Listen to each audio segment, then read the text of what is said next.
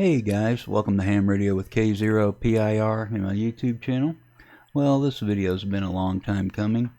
I use Fldigi at home and while I'm on the road, and I've been using it with Log4OM.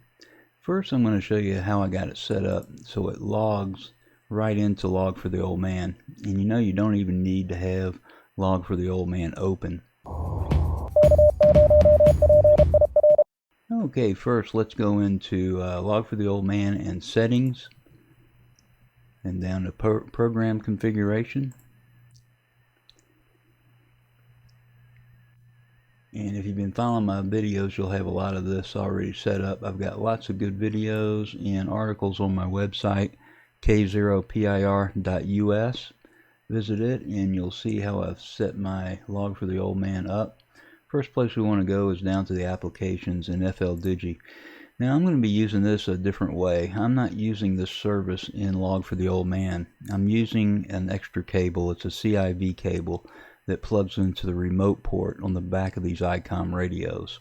So I have the CIV cable for rig control, and I have the USB cable, that high-speed USB cable, 115.2 baud.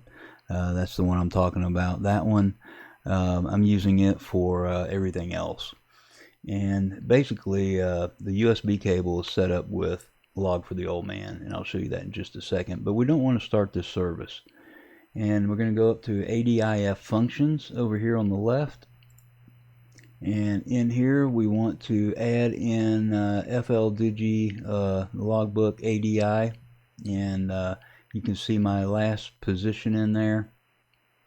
Now, every time I log into Fldigi, Log4OM will look in that log file and see if anything's changed, and when it does, it will add it to our logbook. Let me show you how I entered this in here. Let's see. I'm going to go up to Enable ADIF Monitor, and then the ADIF file. We want to find Fldigi's log file. I'm going to click on that, and it takes me to the right spot. It's right up here. You can see the path. This is where mine is. Of course, you'll have a different name in there, and then it's under Fldigi files and then logs. Select that logbook and then just click open, and that will put that line in there. And you just select upload QSO and then click plus, and that'll put that line right in there. I'm not going to do that on mine because I don't want to mess up my last position. So that's it for Fldigi. We don't want to start the service, and in the ADIF functions we need to enter this command line, this file for the logbook for Fldigi.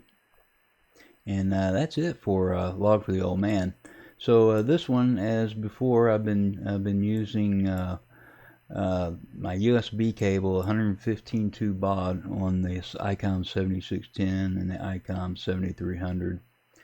And we'll go to the CAT interface. I'm using OmniRig, and of course when I open up OmniRig, I can set up the baud rate, and I'm using the first radio in OmniRig. So I'm just going to click on exit here, and you'll see the first radio in OmniRig is selected. I can go over here to show the CAT interface, and that brings it up on the other screen, of course. But rig 1 is the Icom 7610 data. So that's good. That's good for that. And next thing we need to do is go over to Fldigi. So the next part of this video is configuring Fldigi. And if you've been following my videos, I have another video, an article up on Fldigi, Easy Fldigi. And that's a pretty good article, and it's pretty much the same way that I'm running Fldigi right now. There is one change in there from that old post that I put up. I think it's a couple of years old, but it's still good. Of course, I've got a later version of Fldigi, and it looks a little bit different. Let's go to Configure and the Configure dialog, and I'm going to follow the article I have on my website. If you look on my website, k0pir.us, you'll see some screen captures, and the first screen capture is RigCat. Now this is going to be a tricky one because the Icom 7610 doesn't have an XML file.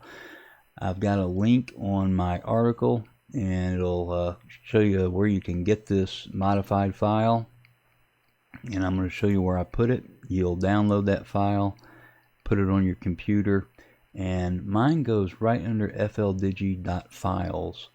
Most people put it under rigs, and that hasn't been working for me too well. I know other people it does. I think it's just my computer. But anyway, I saved it right under the Fldigi files folder. So here it is right here. And I selected it. I'm going to hit cancel. And then I hit initialize.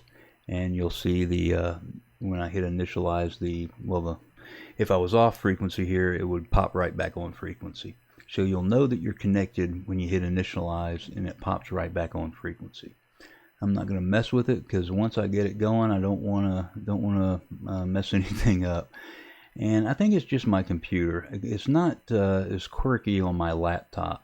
So there it is for the rig cat, and then cat keying. Let's take a look at that.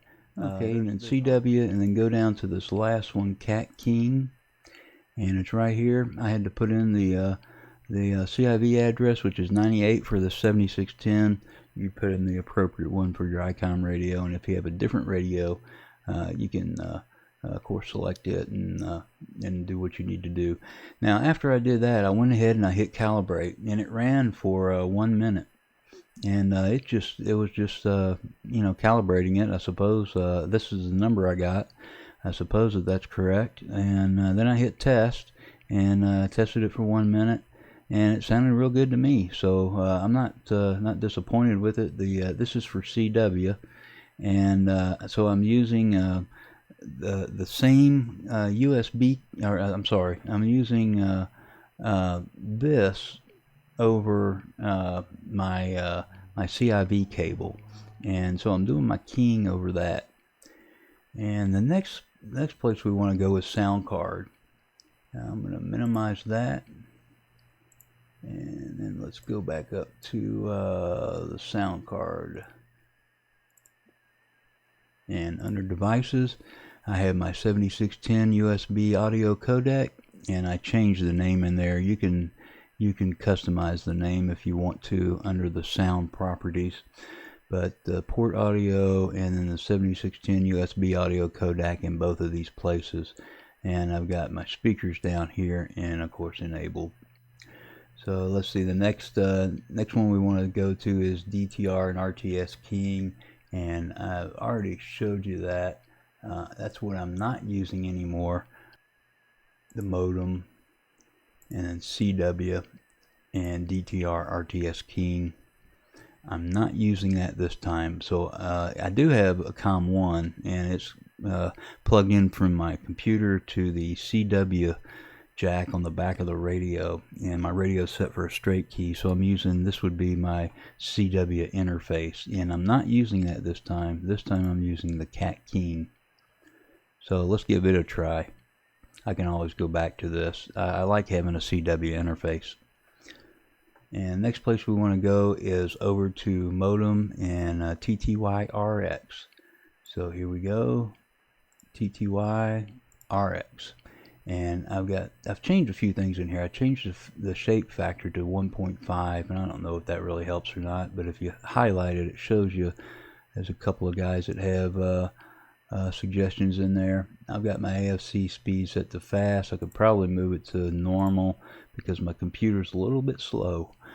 But you can have a look at this. I got my track color selected in there. I'm not using the bell. That bell, when I had it enabled, it was annoying. It popped up on Fldigi screen and rang a bell every time, so I'm not using that anymore. But have a look at that one. And then the next place we're going to go is the transmit TX, and just have a look at that one. I don't think anything changed. Now this is for RTTY AFSK, and that does it. There were 6 screens on my web page, 6 screen captures, and that covers it. So I have been using it with PSK31 and RTTY AFSK. Now we're set up to operate, and I'm going to have some videos on operating all of these. But on RTTY, if you're set up for RTTY, what you want to do is up on the top left. Now this matches what's on my radio. I've got down here the AFC is off, and if I hit the QSY button, it puts me right in the center of the sweet spot, and I do want to show you that. I'm going to go back up to configure dialog. Okay, there we go. We're in the sweet spot. That's under miscellaneous and sweet spot. The CW, this is what I've got the pitch set for. My radio is 600, so that's what I normally use. And then 1500 for RTTY, and I normally have that 2125 if I'm using RTTY FSK, but I'm putting it right down in the middle, right where PSK is. So that's the way this one's set up. And I better get this screen on my web page because I'm missing it. So I'll have the screen capture later. Alright, that does it for the setup, and I hope to hear you on the air. If you have any questions or comments, please make them below. Don't forget to like if you got something out of this video, and subscribe, and then click on the notify button to get updates when I put out a new video. I'll have interesting stuff coming up. In May and June, I'll be traveling and using some different antennas on my camper, so stay tuned for that. Thanks for watching. Please like, subscribe, and share. Tell your friends. 73 and good DX.